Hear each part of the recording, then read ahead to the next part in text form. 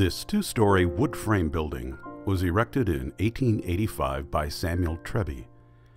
A native of New York State, he came to Minnesota as a boy and during his lifetime kept searching for the perfect job. While young, he tried his hand working on steamboats and then on the railroads. But he found success as a lumberman and as the owner of a general store in Belle Prairie. He moved to Little Falls in his 30s and built this commercial property as a business investment. The first tenants were the Heron Brothers clothing store and the First National Bank. 4 years later, in 1889, Trebby added a second story to house offices for real estate, rentals, and collections. Trebby seems to have crossed some people the wrong way with his contrary streak, especially during his political battles. When he publicly objected to the financing of dam improvements in 1898, the city council passed a resolution declaring him to be a disreputable person and stating that his actions were odious and execrable.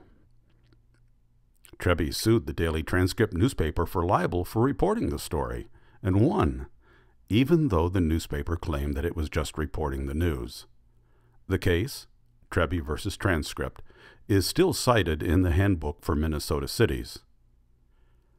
A few years later, after a heated political campaign that tossed out the incumbents, a newly elected city council appointed Trebby as city attorney. But Mayor Nichols refused to pay his salary because Trebby was not licensed to practice law. Not a minor detail. Once again, Trebby sued, arguing that the city charter stated no such requirement for the position. Once again, Trebby won.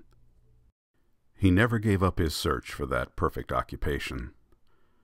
Trebby tried running the Morrison County Democrat newspaper for a while and finally became a realtor.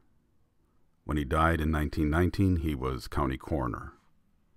One of the first and still surviving frame buildings in Little Falls, the Trebby block was restored in 2005.